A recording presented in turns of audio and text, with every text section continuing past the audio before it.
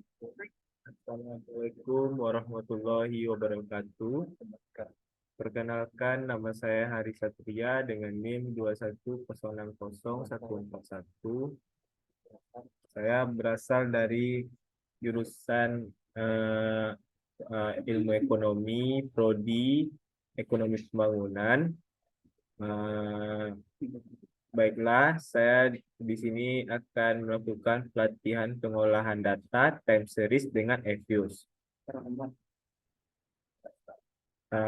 Sebelumnya yang terhormat Bapak Alfon Satrianto SEME. Eh, kita lanjutkan contoh kasus. Seorang penelitian ingin menganalisis pengaruh sektor akomodasi, sektor usaha perjalanan, dan toko souvenir terhadap permintaan industri pariwisata di Provinsi Sumatera Barat. Jadi di sini penelitian hanya meneliti di suatu provinsi di beberapa tahun, mulai dari tahun 1985 sampai 2015. Data tersedia pada sheet 1 di Excel. Kerangka konseptual untuk melihat hubungan antara antar variabel-variabel bebas tersebut dalam mempengaruhi variabel terikat dapat digambarkan dalam bentuk kerangka konseptual analisis pengaruh sektor akomodasi, sektor usaha perjalanan, dan toko souvenir terhadap permintaan industri pariwisata di Sumatera Barat. Rumusan masalah. Yang pertama, sejauh mana pengaruh sektor akomodasi terhadap permintaan industri pariwisata di Provinsi Sumatera Barat. Yang kedua, sejauh mana pengaruh sektor usaha perjalanan terhadap permintaan industri pariwisata di Provinsi Sumatera Barat. Yang ketiga, sejauh mana pengaruh toko souvenir terhadap permintaan industri pariwisata di Provinsi Sumatera Barat. Yang keempat, sejauh mana pengaruh sektor akomodasi, sektor usaha perjalanan, toko souvenir secara bersama-sama terhadap permintaan industri pariwisata di Provinsi Sumatera Barat. Hipotesis 1. H0 tidak terdapat tidak terdapat pengaruh yang signifikan antara sektor akomodasi terhadap permintaan industri pariwisata di Provinsi Sumatera Barat. HA terdapat pengaruh yang signifikan antara sektor akomodasi terhadap permintaan industri pariwisata di Sumatera Barat. Hipotesis kedua, H0 tidak terdapat pengaruh yang signifikan antara sektor usaha perjalanan terhadap permintaan industri pariwisata di Provinsi Sumatera Barat. HA terdapat pengaruh yang signifikan antara sektor usaha perjalanan terhadap permintaan industri pariwisata di Provinsi Sumatera Barat. Hipotesis yang ketiga, ada H0 tidak terdapat pengaruh yang signifikan antara toko souvenir terhadap permintaan industri pariwisata di Provinsi Sumatera Barat. Dan HA terdapat pengaruh yang signifikan antara toko souvenir terhadap permintaan industri pariwisata di Provinsi Sumatera Barat. Hipotesis yang keempat, H0 tidak terdapat pengaruh yang signifikan antara sektor akomodasi, sektor usaha, perjalanan, dan toko souvenir terhadap permintaan industri pariwisata di Provinsi Sumatera Barat. HA terdapat pengaruh yang signifikan antara sektor akomodasi, sektor usaha perjalanan, dan toko souvenir terhadap permintaan industri pariwisata di Provinsi Sumatera Barat. Kriteria penguji. Pengujian hipotesis 1, 2, dan 3 seperti di bawah ini.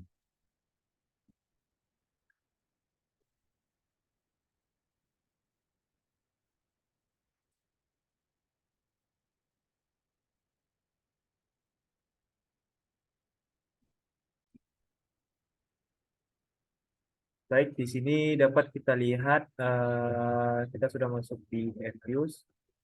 Tampilan Evius-nya yang pertama kita klik create a new Evius work file.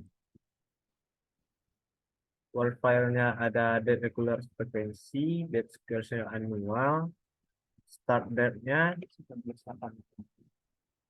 1985 dan end date-nya 2015 2015. Lalu kita klik OK.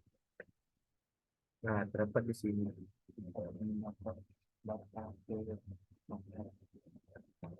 Lalu kita memindahkan data ke software dengan klik quick.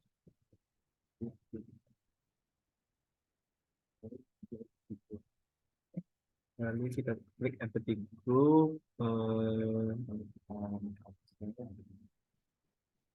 dan datanya sudah ada di Excel.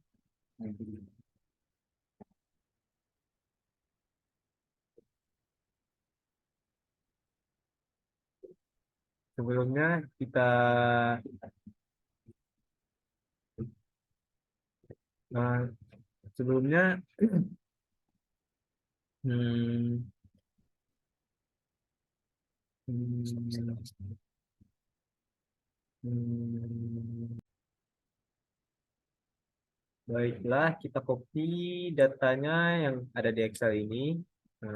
Excel itu dan tidak sampai 2015. Lalu kita copy, kita balik ke Fuse. Lalu di sini kita paste.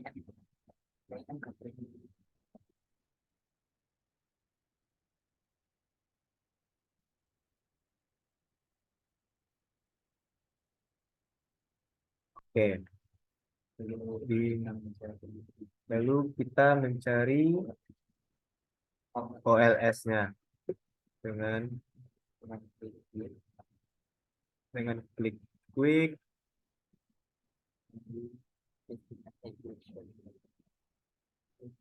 Lalu kita tekan estimate question di Y pasti X1,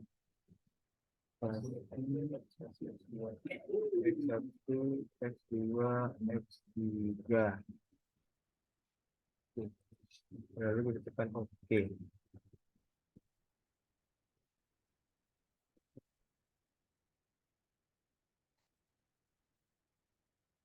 Nah, estimasi persamaan regresi OLS seperti disebut, hasil regresi di samping belum bisa diinterpretasikan dan dimaknai karena belum dilakukan uji asumsi klasik. Model regresi baru bisa diinterpretasikan dan dimaknai jika sudah lulus uji asumsi klasik. Persamaan regresi dari hasil estimasi di atas adalah sebagai berikut. Nah, Y sama dengan 46,39256 ditambah 0,037383 dikurang 0,100830 ditambah 0,110866. Nilai R square yaitu untuk melihat persentase pengaruh variabel bebas terhadap variabel terikat. Nilai sebesar R square 0,025257. Hal ini menunjukkan bahwa variabel bebas secara bersama-sama mampu memberi penjelasan mengenasi variabel terikat sebesar 55% dan 5% lagi dijelaskan oleh variabel lain yang tidak dimasukkan dalam model atau dijelaskan dalam term of error.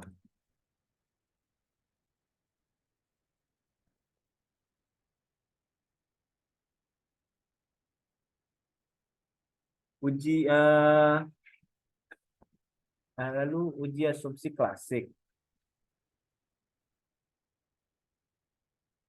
Kita balik ke Fuse. Sebelumnya kita freeze dan kita beri nama OLS. Kita klik OK.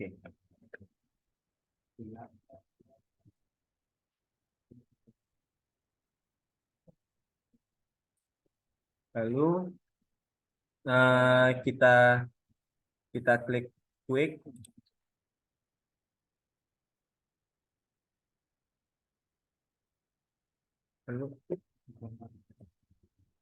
Lalu sebelumnya kita mencari formalitas, kita klik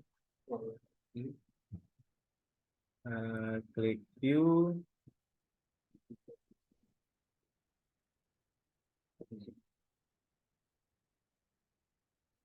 Lalu kita klik koefisien diagnostik.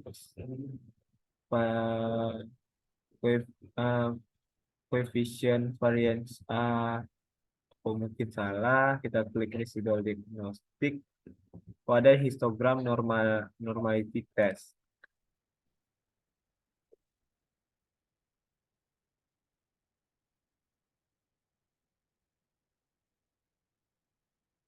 Nah, apabila probabilitas TB hitung besar dari 0,05, maka dapat disimpulkan bahwa residual terdistribusi normal. Dan sebaliknya, nilai probabilitas hitung sebesar 0,374 besar dari 0,05. Sehingga dapat disimpulkan bahwa terdistribusi normal yang artinya asumsi klasik tentang kenormalan terpenuhi. Dimaksudkan untuk menguji apakah nilai residual yang telah distandarisasi pada model regresi berdistribusi normal atau tidak.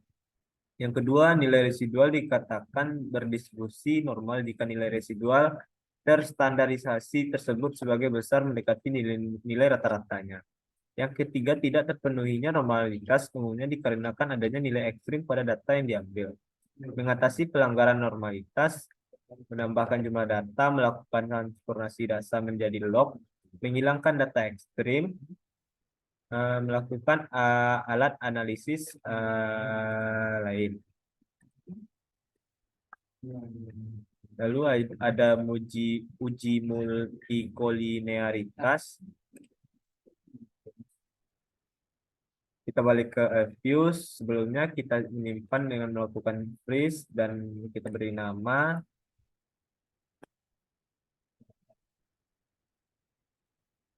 Normalitas.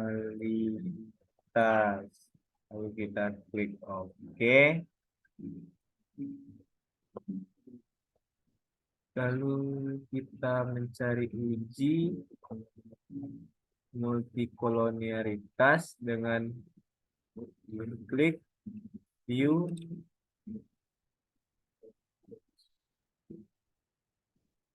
Ada coefficient diagnostik, lalu variance inflation factor.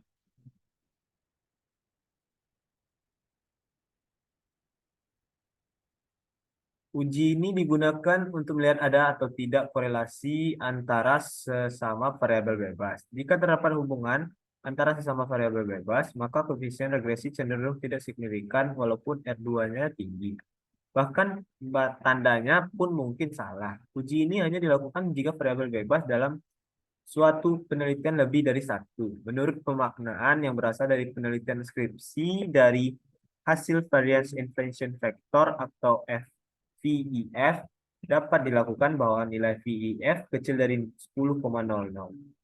Dan menurut Bapak Alpon, jika nilai center VEF kecil dari 5, maka disimpulkan tidak terdapat multikolinearitas.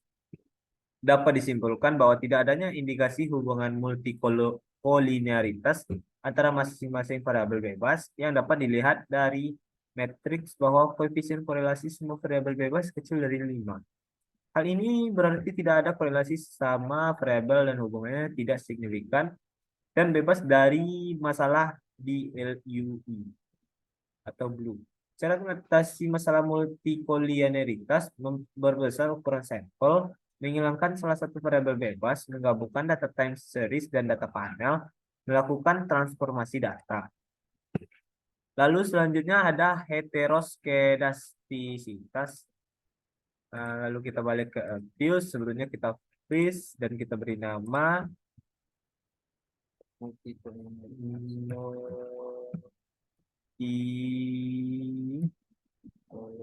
kolonialitas. Oke. Untuk mencari heteroskedastisitas, kita klik view, ada residual diagnostik, ada di sini heteroskedastisitas. Di sini kita ubah jadi Glatzer, lalu kita klik OK.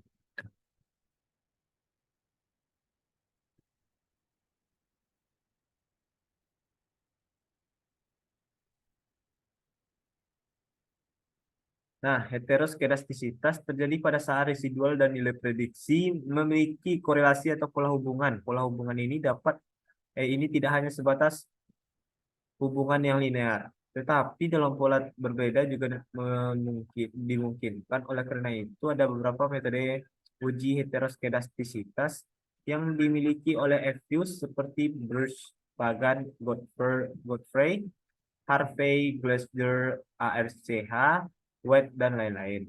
Mengatasi masalah heteroskedastisitas, melakukan transformasi model menjadi regresi logaritma atau logaritma natural tambahan.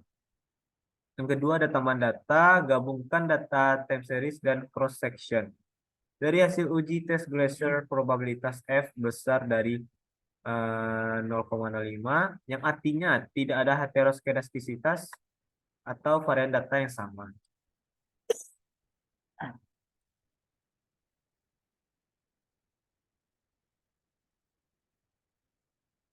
Dari data yang kita dapatkan dari uji heteroskedastisitas ini, bahwa tabelnya adalah 2,03. Included observation atau N sama dengan 31. Rumus di Excel untuk mencari T-tabel yaitu sama dengan PINP 0,05.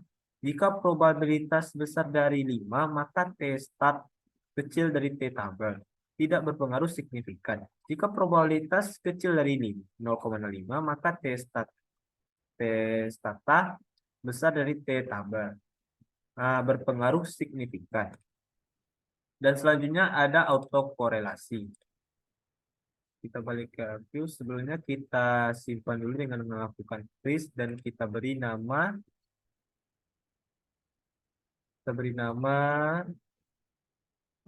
heteroskedastisitas.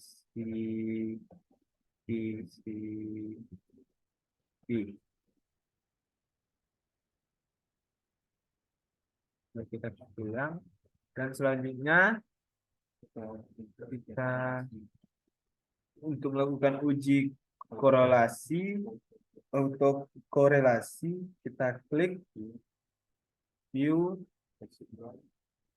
dan ada residual diagnostic, lalu kita klik serial collection LM. Di sini kita ubah menjadi 3, lalu kita klik OK.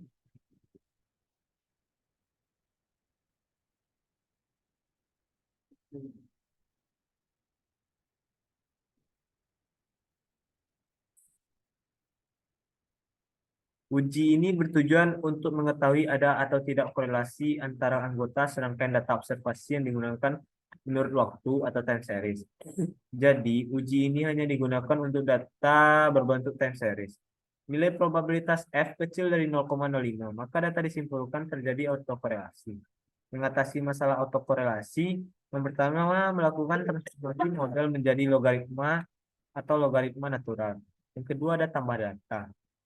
Dari keempat uji asumsi klasik, ternyata model yang diestimasi tidak memenuhi persyaratan terbebas dari normalitas. Oleh karena itu, melakukan penyembuhan terhadap model regresi linear yang akan digunakan. Guna memenuhi asumsi adanya normalitas, salah satu cara yang dapat digunakan adalah melakukan transformasi model dari model linear menjadi log linear. Lakukan penyembuhan model regresi yang dijelaskan awal tanpa log di depan variabel bisa juga disebut dengan model linear, sedangkan persamaan dengan log disebut log linear karena model yang akan diestimasi berubah, maka kita akan mengulang langkah estimasi model regresi dan menguji asumsi klasik. Cara mengestimasi model secara umum sama dengan telah dijelaskan, hanya saja pada saat menulis persamaan di depan variabel yang ada ln-nya ditulis log dan berikan tanda kurung pada variabelnya. Baiklah, sekian yang dapat saya sampaikan. Mohon maaf jika ada kesalahan kata. Wabillahi taufik wal hidayah. Assalamualaikum warahmatullahi wabarakatuh.